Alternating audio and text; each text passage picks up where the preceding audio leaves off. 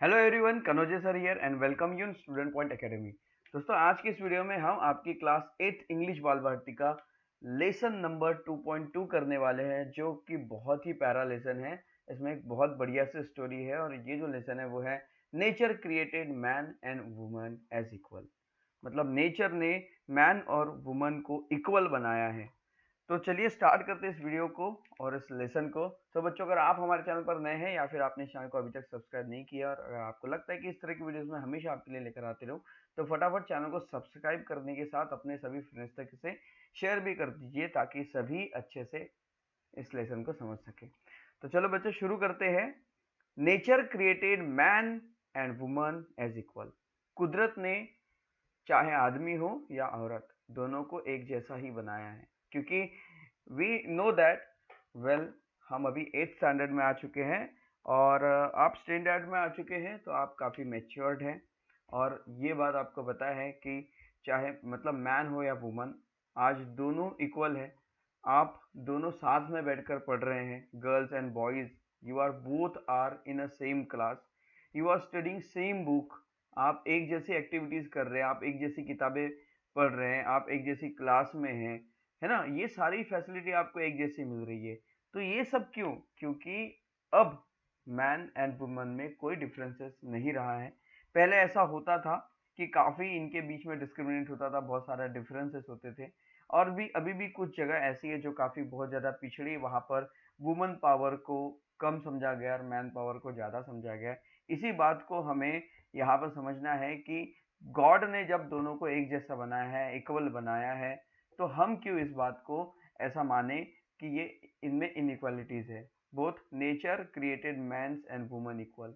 और इन जो कुदरत है, कुदरत ने मेंस और वुमन दोनों को इक्वल बताया है, इक्वल बनाया है, और दोनों के बिना ये दुनिया अधूरी है। तो चलिए शुरू करते हैं। The house The house and its surrounding are sight of peace in early morning of April. अप्रैल का महीना था और अप्रैल के महीने की सुबह के समय जो घर के आसपास की जो सराउंडिंग थी और घर के आसपास का जो एरिया था, साइट मतलब साइट सीन या साइट एरिया जो था, वो एकदम शांति से भरा हुआ था। It's Nestlé by the side of small stream of crystal clear water. और इस घर के पास ही एक नजदीक में ही, नेस्टल यानी होता है नजदीक, इस घर के नजदीक में ही एक छोटा सा एक झरना था जिसमें एकदम शुद्ध साफ क्लियर पानी बहता था। The stream tumbles down the green mountain only 2 miles और सो अवे।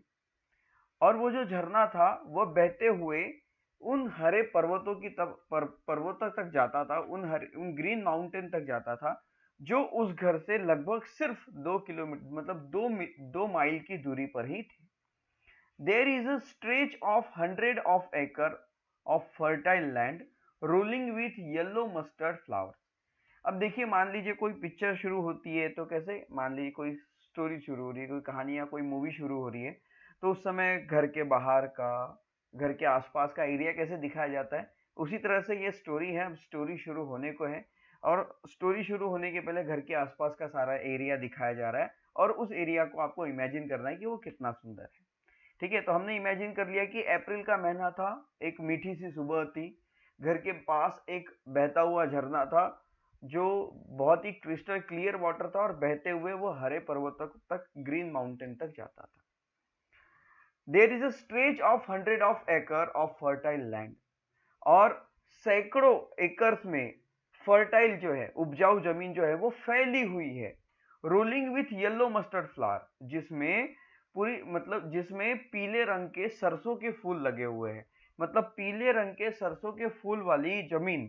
तो आप सोचोगे सरसों के खेत बहुत सुंदर दिखाई पड़ते हैं, उसके ऊपर जब पीले रंग के जो फूल आते हैं ना, तो वो बहुत सुंदर दिखाई देते हैं। ऐसा लगता है जैसे पीली जमीन ऐसी फैली हुई हो। तो 100 of acres में ऐसे मस्टर्ड फ्लावर्स जो है वो फैले हुए हैं between the mountain range and the house. और ये कहां पर है?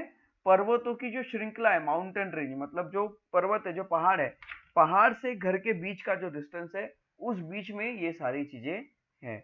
100 वैसे 100 of acres में मस्टर्ड जो है मस्टर्ड फ्लावर्स जो है फैले हुए हैं। A garden is in front of the house, उस घर के सामने एक गार्डन भी है। Tree of many kinds bearing flower of various hues and fruits grow all side of the house. और उस घर के चारों तरफ क्या है, पेड़ों से भरा हुआ वो घर है। घर के चारों तरफ बहुत सारे पेड़ हैं।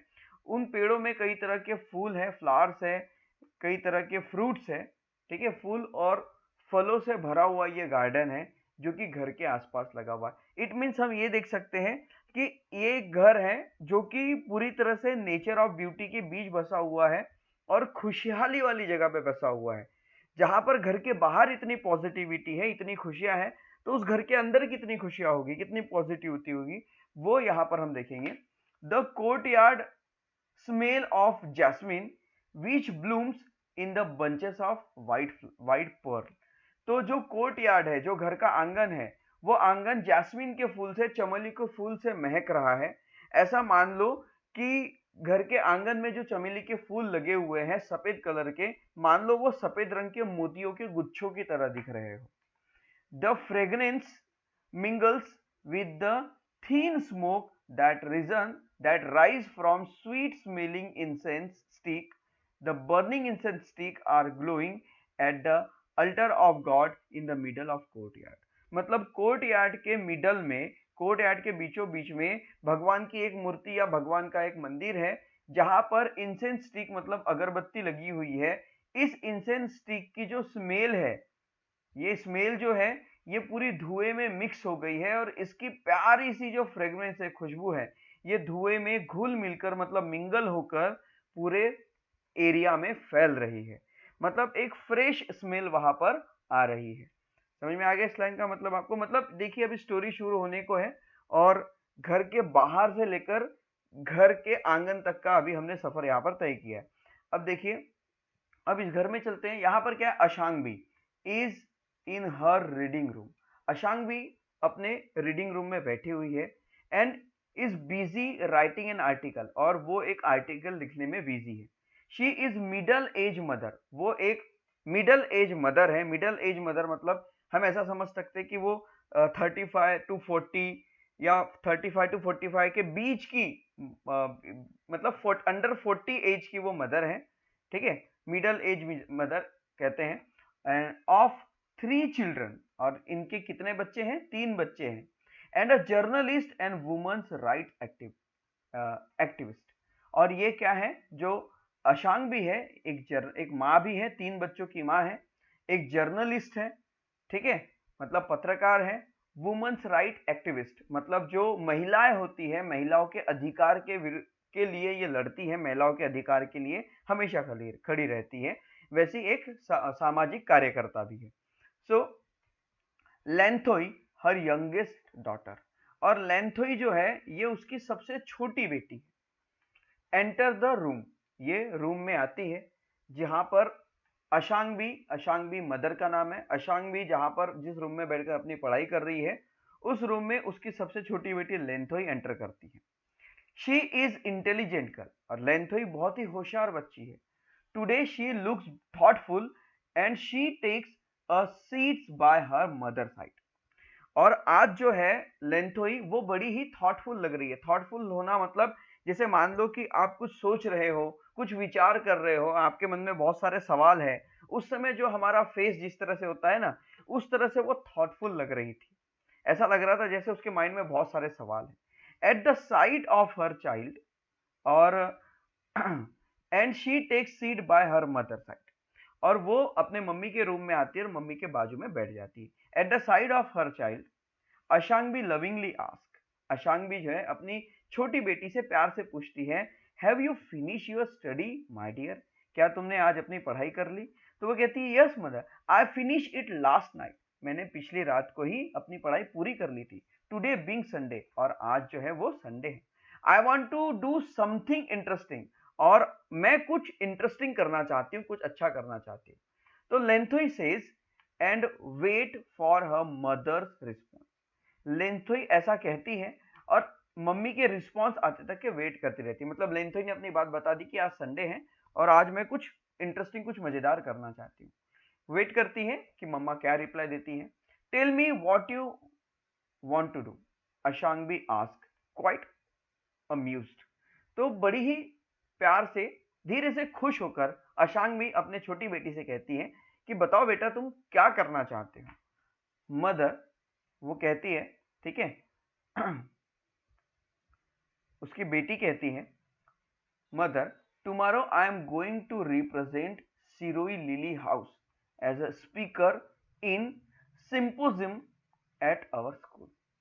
तो वो कहती है, मम्मा, कल मैं सिरोई लिली हाउस पर एक वक्ता बनने जा रही हूँ, कुछ कहने जा रही हूँ, कुछ रिप्रेजेंट करने जा रही हूँ, मैं कुछ कहने जा रही हूँ, ठीक है। और ये जो है Siroi Lily House as a speaker in symposium at our school. और सिंपोजियम मतलब एक तरह का हम कह सकते हैं कि मीटिंग या सम्मेलन, जिसके बीच आपको खड़े होकर अपनी बात रखना है। सिरोई लिली हाउस को वो रिप्रेजेंट करने जा रही है, ठीक है। So the topic is God created man and woman as equal. और जो उसके स्कूल में जो टॉपिक दिया गया, जिस टॉपिक पर उसे बोलना है, वो टॉपिक है God created man and woman as equal.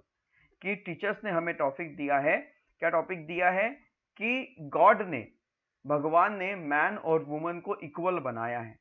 तो इसके बारे में उसे अपने विचार रखने हैं। Will you spare some time have a discussion with me. क्या आप मेरे साथ इस बात पर थोड़ी सी चर्चा करने के लिए थोड़ा सा टाइम बिताएंगी? क्या आप मुझे बताएंगी कि मुझे क्या बोलना है?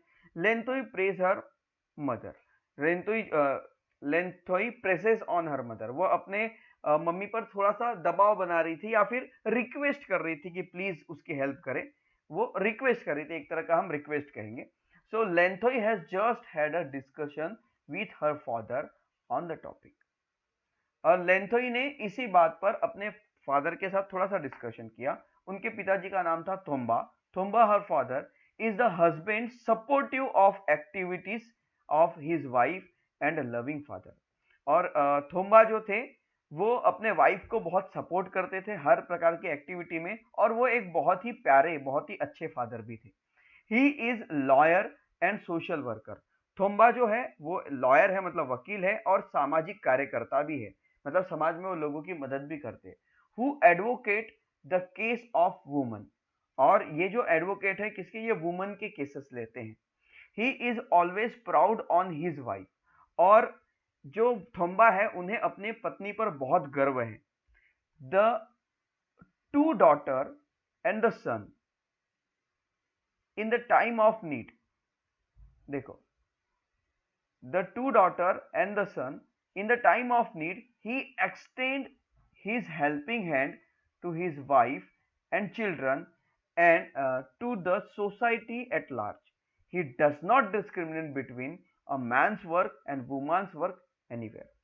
तो यहाँ पर बताया जा रहा है कि थोम्बा जो है वो हमेशा अपने तीनों बच्चों की देखभाल करते हैं, अपने तीनों बच्चों की मदद करते हैं, अपने वाइफ की बहुत इज्जत करते हैं, उन्हें हर काम में मदद करते हैं, और कभी इस बात पर डिस्क्रिमिनेट नहीं करते कि इनमें कोई फर्क है। ये कभी मैन्स वर्क और वुमेन्स वर्क में कभी कोई डिस्क्रिमिनेट नहीं करते कि मैन का वर्क ये है या वुमन का वर्क ये है, या ये काम औरतों नहीं करना चाहिए, ये काम आदमी नहीं करना चाहिए, कि यहाँ पर औरतें नहीं जाना चाहिए, यहाँ पर आदमी नहीं जाना चाहिए। इस तरह का ये कोई भी डिफरेंसेस नहीं करते हैं। ये मतलब एक अच्छी सोच वाले फादर है। So equally with his wife in doing the household chores like cleaning, washing, cooking and feeding the children. मतलब जैसे कि एक मदर का काम होता है, उस तरह से फादर भी अपनी वाइफ की हेल्प करते हैं। जैसे घर में साफ सफाई करना हो, कुछ धोना हो, खाना पकाना हो, बच्चों को खाना खिलाना हो, वो अपने वाइफ तो माँ तो ये काम करती हैं, साथ में वो अपने खुद भी वो ये मतलब एक अच्छे फादर की तरह, एक अच्छे हस्बैंड की तरह वो घर में वर्क करते हैं। So had not share in this activity in the way he does. Had not shared in this activity in the way he does, his wife would not have been successful professional।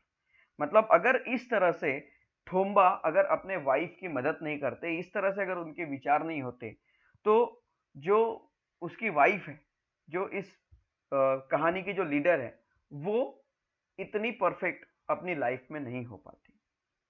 So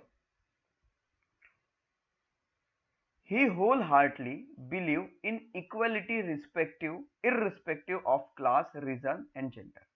whole heartly, he whole heartly मतलब पूरे दिल से, believe in equality, वो जो है थोम्बा जो है वो पूरी तरह से इक्वलिटी पर विश्वास करते हैं, समानता पर विश्वास करते हैं।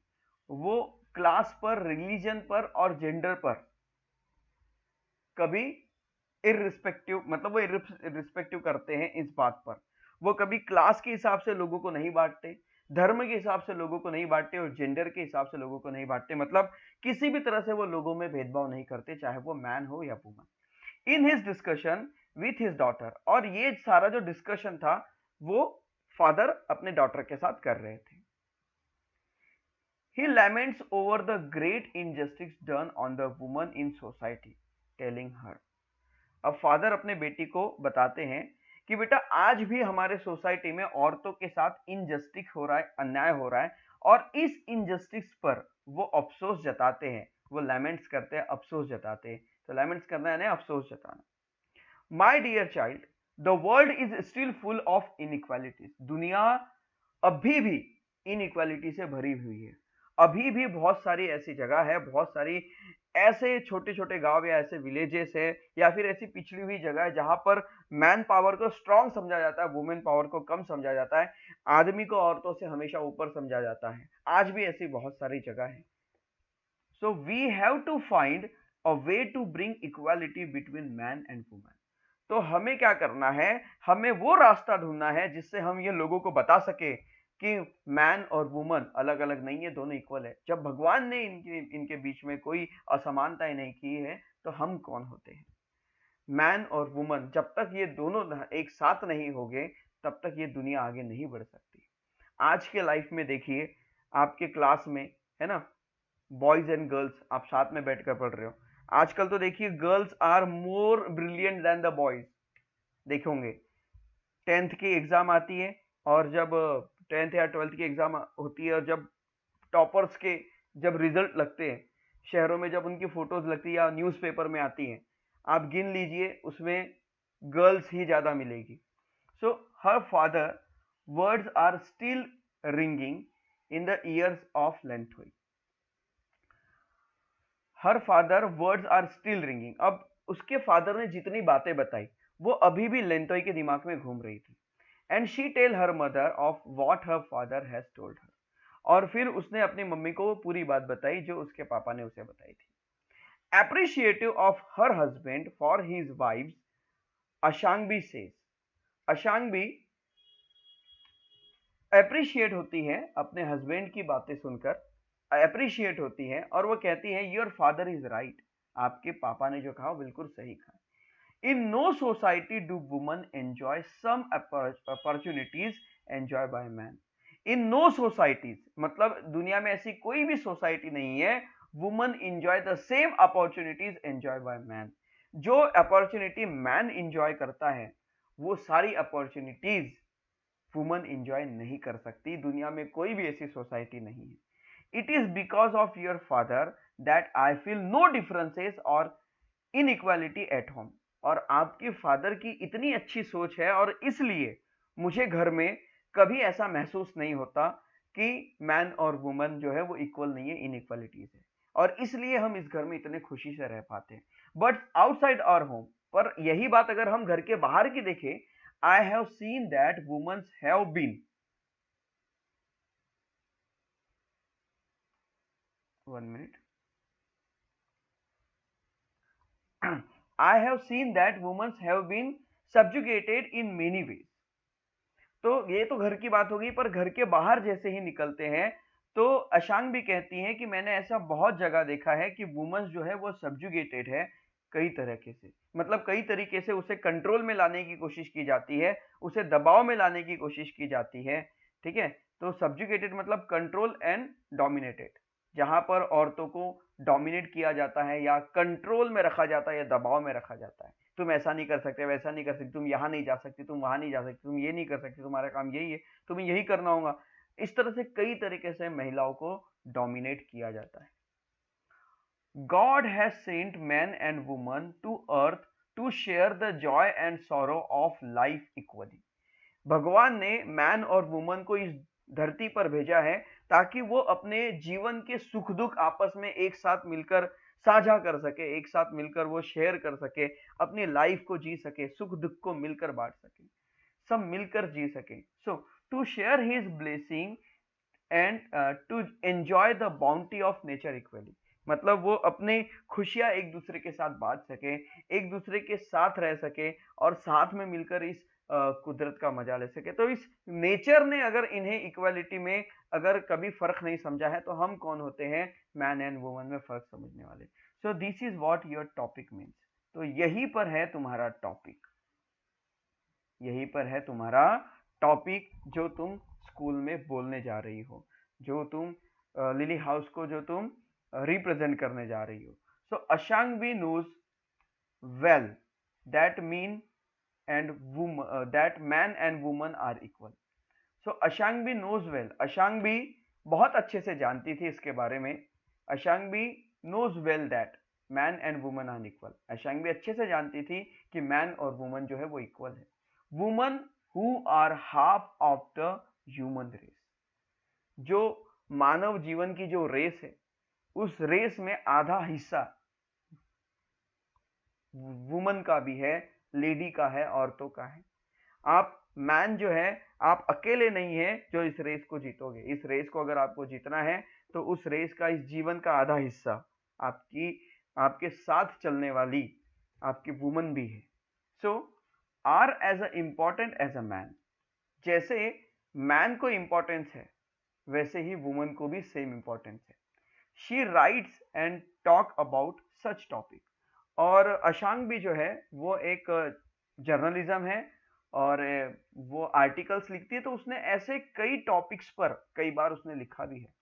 हर daughter though a child also understand well that her mother is not person of a lesser quality than her father, she says our home is a full of love with you mother. तो यहां पर देखो, इस बात को बच्चों ने भी समझना चाहिए कि आदमी और औरतों में कोई फर्क नहीं है, कोई स्पेशल नहीं है पुरुष महिलाओं के अलावा। पुरुष जैसे हैं वैसे ही महिला ही है, man and woman are same. और वो कहती है, मतलब छोटी सी बच्ची कहती है कि हमारे घर में कोई भी इस तरह की इनइक्वालिटीज नहीं है, and our home is full of love with you mother. और हम घर में सभी लोग आपसे बहुत प्यार करते हैं माँ, ऐसे वो प्यार से अपनी माँ से कहती है। The mother beams with a joy at the words of her daughter, और इस छोटे से प्यारे से शब्दों को सुनकर उसकी मम्मी बहुत खुश हो जाती है। As a mother of fact, mother माँ होने के नाते, मम्मी कहती माँ होने के नाते, mother is a fountain of love is a family. As a mother of fact अगर हम देखा जाए तो मदर क्या है, mother is a fountain of love in a family. हमारे परिवार में मम्मी एक प्यार का झरना होती है। प्यार का झरना मतलब जिसमें से प्यार बहता हो। पानी का झरना कैसा होता है, जिसमें से हमेशा पानी बहता है, वैसे मम्मी जो है वो प्यार का झरना है जिसमें से हमेशा प्यार बहेगा। माँ की डांट में भी प्यार रहेगा, और है ना, माँ की डांट फटकार जो होती है उसमें भी प्यार रहेगा।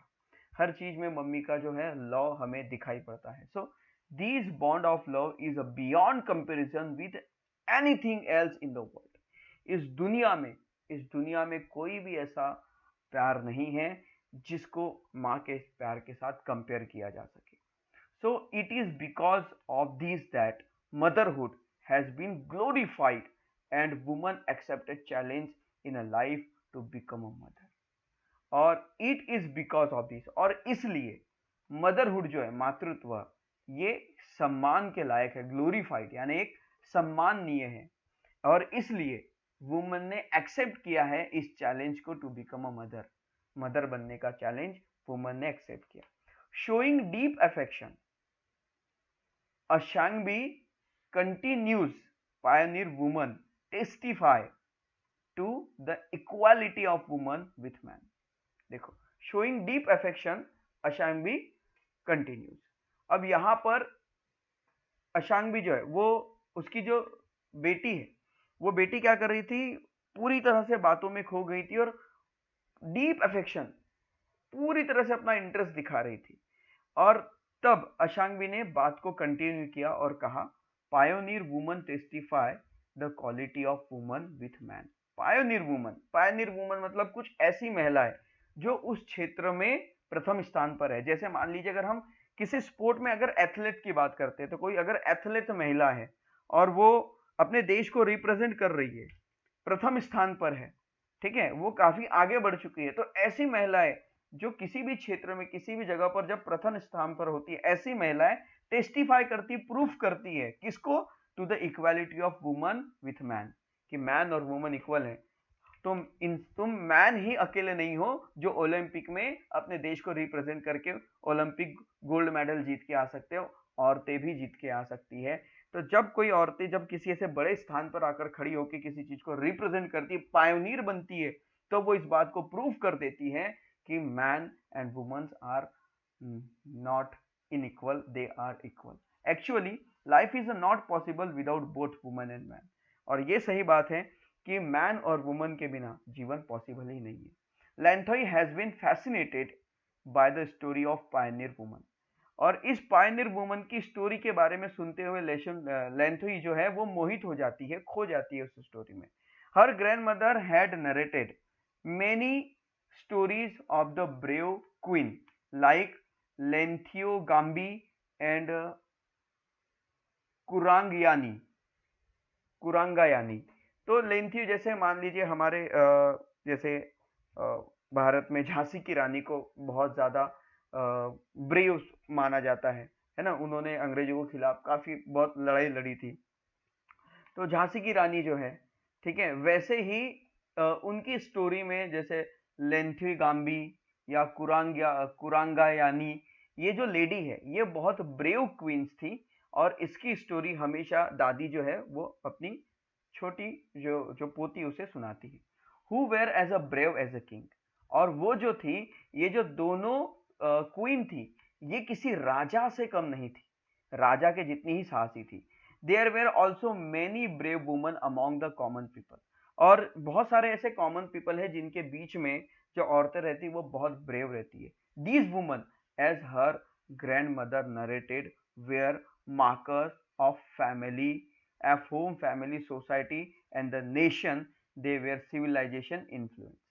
तो ऐसी जो साहसी महिलाएं रहती है, जो ब्रेव महिलाएं रहती है, these women are her grandmother narrated, उसके उस वुमन के बारे में उसकी ग्रैंड मदर बताती है, क्या बताती है कि ये जो मदर है, ये जो वुमन्स है, ये जो साहसी महिला, ये निर्माता है किसकी, होम, फैमिली, सोसाइटी, नेशन, घर, परिवार, समाज और राष्ट्र की ये निर्माता है। They are civilizing influence. ये क्या है, सिविलाइजिंग इन्फ्लुएंस है, मतलब ये क्या है, एजुकेटर्स है जो हमें सिखाते हैं कि हमें किस तरह से जीना चाहिए। At the same time they were also adventures who claim there shares in free land. अब उस समय जब वो महिलाएं, उस समय पुराने जमाने में वो जो महिला युद्ध के साथ साथ क्या क्या करती थी और कौन कौन से काम करती थी, खाली जमीन पर वो हल चलाती थी, ठीक है, फसलें बोती थी, and raise crops with their own hand and drove cattle. जानवरों को मतलब हल चलाना, जानवरों को खेतों में काम पर लगाना, पूरा मैन जैसे काम करते वैसे औरतें काम करती थी पहले के जमाने में। Modern woman have become mountaineers. और आज की जो वुमन है वो माउंटेनर्स बन गई है, मतलब पर्वतारोही, पर्वत पर चढ़ गई है। नेचुरलिस्ट, कुदरत के बारे में खोज करती है। एस्ट्रोनॉट्स, एस्ट्रोनॉट्स मतलब पता है ना, जो अंतरिक्ष यात्री होते हैं, ठीक है, वो बन गई है। आज की महिलाएं साइंटिस्ट बन गई है, आज की महिलाएं सोल्जर्स बन गई है, आज की महिलाएं पॉलिटिकल लीडर्स बन गई है। So this prove that there is nothing a woman can not do, and also that woman and man were created as equal. तो यहाँ पर ऐसा कुछ नहीं है कि ऐसा मैन मतलब वुमन वो नहीं कर सकती जो मैन कर सकता है। तो तो ये बात से ये प्रूफ होता है कि जो आदमी कर सकता है वो औरत कर सकती है, जो मैन कर सकता है वो वुमन कर सकती है। हर क्षेत्र में आज के समय में वुमन क्या है, हिस्सेदार है। सो और इसलिए वुमन जो है वो इक्वल है। Then she ask her mother further, उसके बाद उसकी माँ आगे पूछती है, then she ask her mother, बाद में वो अपनी मम्मी को आगे पूछती है, mother you will thrown light on the equality of man and woman and also have emphasized that the world is still unequal world। तो यहां पर देखो थ्रोन ऑन लाइट, यहाँ पर क्या होता है, वो जो बच्ची अपनी मम्मी से पूछती है कि यू थ्रोन लाइट ऑन, तुमने मुझे इक्वालिटी और अनइक्वालिटी के बारे में बताया, ठीक है, और इसके बारे में मुझे समझाया, एम्फेसाइज भी किया, और तुमने ये भी बताया कि अभी भी इनइक्वालिटीज इस दुनिया में है। Then what I would like to know is it there are moral, social and legal provision to enable women express their physical mental potential and to them and set themselves free from suppression। तो अगर आप कहती हैं, आपने मुझे ये पूरी बात बताई और आप कहती हैं कि अभी भी कई जगह ऐसी है जहां पर अनइक्वालिटीज है, तो इनइक्वालिटीज अगर यहां पर है तो क्या इनके लिए कोई नैतिक, सामाजिक, कानूनी नियम है? कैसा नियम? मॉरल, सोशल, लीगल प्रोविजन, नैतिक, सामाजिक और कानूनी, ऐसा कोई नियम बना है जो वुमेन्स को अपनी फीलिंग्स एक्सप्रेस करवा सके और उनको इस दुनिया में होने वाले फिजिकल और मेंटल पोटेंशियल इसके से मुक्त करवा सके, इस दबाव से, सप्रेशन से मुक्त करवा सके। मतलब ऐसा कोई कानून जिससे ये महिलाएं जो है इस दबाव से मुक्त हो सके। Amazed at the curiosity of her daughter, अशांगी adds। इस अमेजिंग सवाल के साथ अशांगी ने ये बड़ा ही अमेजिंग सा सवाल पूछा। एक छोटी सी बच्ची जिसके माइंड में इतनी बड़ी बात आ गई, देयर आर, तो वो कहती है, फिर वो जो बच्ची है उसने पूछा, तो अशांगी कहती है, under the aegis of the United Nation, जो हमारा यूनाइटेड नेशन है, ठीक है, यूनाइटेड नेशन ने ये घोषणा की है कि डिक्लेरेशन किया है for a new world equalities, एक नई दुनिया के लिए जिसमें महिला पुरुष समानता हो। इट हैज फॉलोइंग डायमेंशंस, नीचे कुछ एस्पेक्ट्स हैं यहाँ पर, आइए पढ़ते हैं। तो यूनाइटेड ने क्या बताया है, नेशन ने क्या बताया है, equal access to basic social service including health and education. मतलब चाहे जैसे मैन जो है, मैन के लिए हर तरह का एक्सेस है, वो किसी भी क्षेत्र में जा सकते हैं, वैसे वुमन को भी इक्वल एक्सेस दिया गया है, वो किसी भी एरिया, किसी भी क्षेत्र में जा सकते हैं, चाहे वो सोशल सर्विस हो, हेल्थ हो या एजुकेशन हो। Equal participation in potential and economic decision making, equal participation, महिला पुरुष की तरह ही, मतलब वुमन जो है वो मैन के तरह ही हर चीज में हिस्सा ले सकती है, ठीक है, चाहे वो पॉलिटिकल हो या इकोनॉमिकल हो, और एक जैसे डिसीजन और डिसीजन मेकिंग भी हो सकती है, अपने डिसीजन, अपने विचार रख भी सकती है और अपने डिसीजन ले भी सकती है। So equal reward for equal work, एक जैसे काम के लिए एक जैसा उन्हें फल, जैसे इक्वल रिवार्ड, ठीक है, इक्वल नतीजा। जैसे जो मान लीजिए किसी मैन ने कोई काम किया, उस काम के बदले उसे जो मिलना चाहिए उतनी ही चीज लेडी को भी मिलेगी। Elimination of discrimination and violence against the women, तो जो वायलेंस हो रहा है, जो अत्याचार हो रहा है वुमेन्स के प्रति, उसे खत्म करना, ये सब यूनाइटेड नेशन ने दिया है ताकि औरतों पर और अत्याचार ना हो। देन द मदर कॉन्क्लूड, फिर मदर ने बताया, my dear daughter, we can affirm along with the United Nation that men and women are equal। तो अब हम इस बात को दावे के साथ कह सकते हैं कि यूनाइटेड नेशन ने हमारे लिए वो ऐसे एस्पेक्ट बनाए हैं जिससे हम ये कह सकते हैं कि मैन एंड वुमन जो है वो इक्वल है। Lenthoi understand what her mother means and what the topic of symposium means. तो यहाँ पर जो सिंपोजियम में जो टॉपिक होने वाला था, उसके स्कूल में जो सम्मेलन होने वाला था, जिसके ऊपर वो बोलने वाली थी कि man and nature created man and women equal, इसके बारे में पूरी तरह से समझ गई, उसे समझ गया कि मेरा टॉपिक क्या है और मुझे आगे जाके क्या बोलना है। 10 कॉन्फिडेंट ऑफ सक्सेस, और वो पूरे कॉन्फिडेंस के साथ अगले दिन उठती है, the next day, after thanking her mother, अपने मम्मा को वो थैंक कहती है। द गर्ल ऑफ 12, यहां पर उसकी एज बताई गई है, happily rush out the room bringing morning sun, सुबह उठती है, फिर से स्टार्टिंग में स्टोरी स्टार्ट हुई थी और घर के आसपास जितनी पॉजिटिविटी दिखाई गई थी, वापस स्टोरी में वही पॉजिटिविटी दिखाई जाती है। बच्ची खुशी से उठती है अगले दिन सुबह, अपनी आंखें पोंछते हुए बाहर निकलती है। The blue sky meets the range of the eastern mountain, जो ईस्टर्न माउंटेन मतलब ईस्ट डायरेक्शन में जो पर्वत है, उस पर्वत के पास नीला आसमान जाकर मिल रहा है, ऐसा वो देखती है।